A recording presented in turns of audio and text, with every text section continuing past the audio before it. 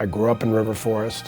I grew up there with my family of 5 kids and my parents, and they were wonderful people. We raised 5 good kids. My father got me into wrestling early and was heavily influential.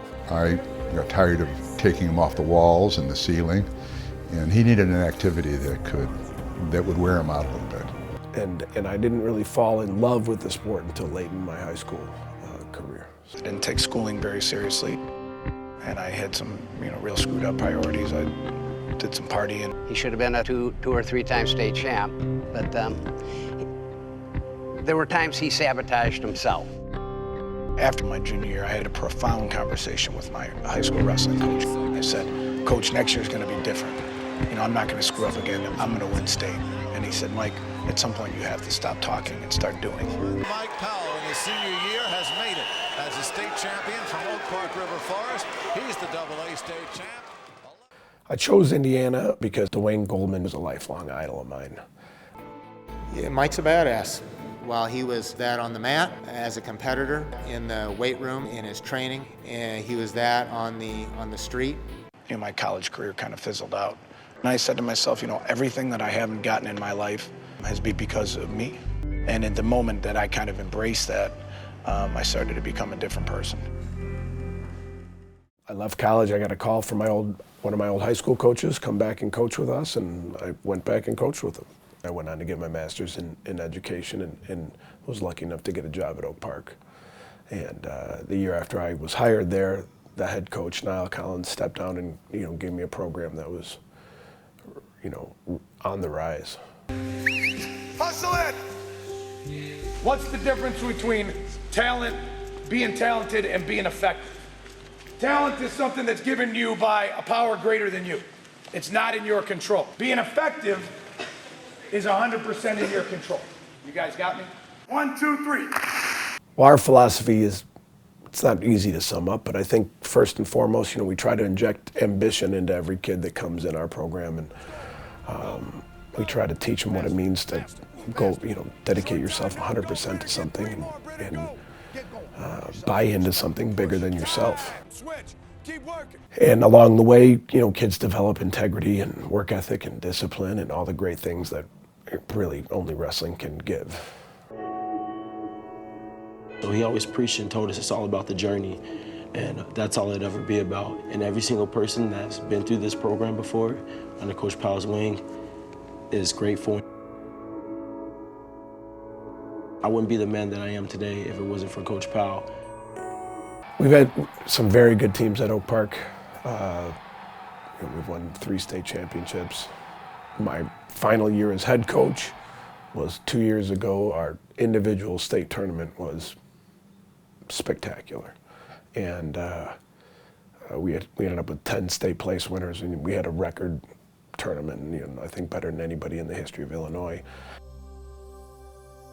I was diagnosed with polymyositis in 2009.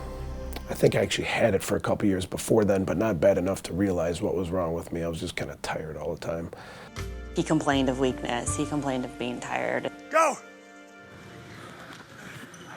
But he didn't recover and bounce back like he had, and he's not, elderly or otherwise feeble. And something clearly was, not right.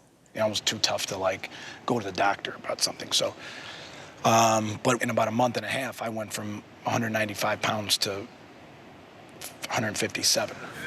What happens is your white blood cells actively invade the muscle tissue and digest it. My muscles are dying at a much quicker rate than yours are or the average person's are. And so what that means is I'm going to lose the ability to walk a lot sooner than other people, and I'm going to lose the ability to feed myself. And frankly, I've seen what the advanced stages of the disease look like, and it's ugly. Welcome to wrestling, dude. This is a man's game, bro. A man's game. Get in there, finish, bring it up, Brenner. Stay low, stay low. I do tell Mike to do me a big favor. And I say, Mike, what is it, Coach? What do you want? I said, Mike, I want you to take care of Mike. because sometimes I'm afraid that he's not. You know, went on a litany of drugs and really battled for a couple of years in learning how to manage the disease and how to treat it. And I've kind of come out full circle. I'm doing much better now. Obviously, I'm not in the light quite yet. Hopefully someday it'll go away, but probably not. But I'm managing things very well right now. But you know, I kind of live with constant exhaustion and weakness. He sort of works through it. Probably a lot of that comes from being a wrestler for his whole life. I think his pain threshold and tolerance is far above what certainly mine would be, or most people that I know. My treatment has been, you know, some conventional, some alternative, but it's been, I'm learning to balance things. And, you know, part of it was to just learn that toughness doesn't mean push until you're exhausted anymore. Toughness means be disciplined enough to manage your time, manage your emotions, you know, manage your, you know, your output of work, and, you know, keep something in the reserve for when you go home so you can be a decent husband. Hopefully I'm better than decent, but, you know, and now a father. You know, I managed my disease long enough to convince my wife to get pregnant, and we've been blessed with a little boy, and, you know, now I have the world's greatest reason to live and thrive. So there are no real words to describe this. You know, it's the greatest honor that, it's something I never imagined could happen or would happen, and you know, it's my proudest moment as a wrestler and a coach, without a doubt.